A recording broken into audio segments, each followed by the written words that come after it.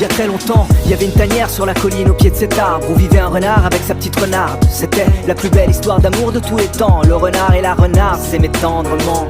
Ils semblaient être faits l'un pour l'autre, mis sur terre pour veiller l'un sur l'autre. Lui appelait elle sa petite princesse, et elle ne connaissait rien d'autre que la tendresse. Mais elle était curieuse, elle se baladait souvent. Elle avait tout, mais elle en voulait plus apparemment. Pourquoi? Bah moi je sais pas, faudrait lui demander à elle. Peut-être que la princesse voulait devenir reine, peut-être. Bref, un jour, dans les environs, des bruits bizarres attirèrent son attention. C'était un loup qui dévorait une petite lapine. Ce qu'à la renarde fit monter d'un coup l'adrénaline. Un sentiment bizarre lui envahit le corps, elle pensa: le renard m'adore, oui, mais ce loup qu'est-ce qu'il est fort. Et en plus il m'ignore, c'est plus fort que moi, plus il m'ignore et plus je l'adore. C'est juste une histoire de plus à ce qu'il paraît, à ce qu'il paraît, à ce qu'il paraît, ouais.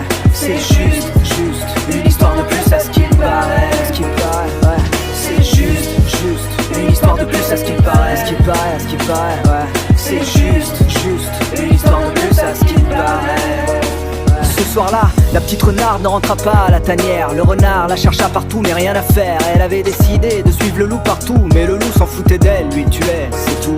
Et le plus il tuait, le plus elle l'admirait. Le plus il l'ignorait, le plus elle s'excitait. Mais bon, le loup, c'est un animal comme vous et moi. Et comme vous et moi, il aime s'accoupler même lorsqu'il n'aime pas. Alors il se la renarde de temps en temps. Après il l'ignorait, elle pensait: ah, je l'aime tellement. Ça doit être l'aspect sauvage qui lui plaisait. Et au fond peut-être, elle espérait peut-être l'apprivoiser.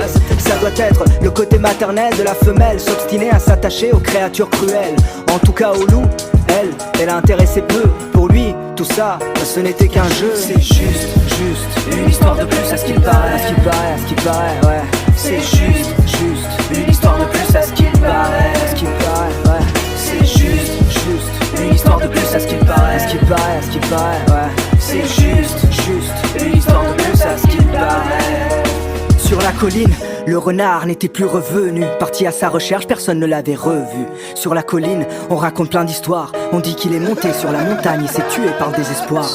La renarde, pour elle, tout allait bien, enfin, ce jusqu'au jour où ce qui devait arriver advint. Le loup croisa une louve qui ne le regarda pas, et il décida de lâcher la renarde pour suivre celle-là.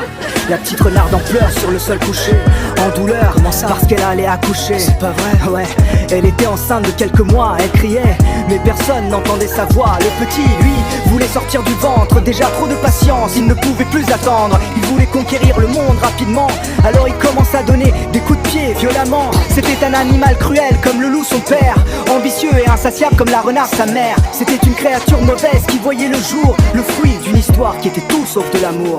Et la renarde le regarda avec un sourire et prononça ces derniers mots juste avant de mourir. Mon fils, fais honneur à ce nom que je te donne. Je t'appellerai l'homme. Non mais attends, tu veux dire que l'homme serait le fils d'un loup et d'une renarde? Bah, c'est ce qu'on dit, c'est une légende, c'est juste une histoire de plus à ce qu'il paraît, à ce qu'il paraît, à ce qu'il paraît, ouais. C'est juste une histoire de plus à ce qu'il paraît, à ce qu'il paraît, ouais. C'est juste une histoire de plus à ce qu'il paraît, à ce qu'il paraît, à ce qu'il paraît, ouais. C'est juste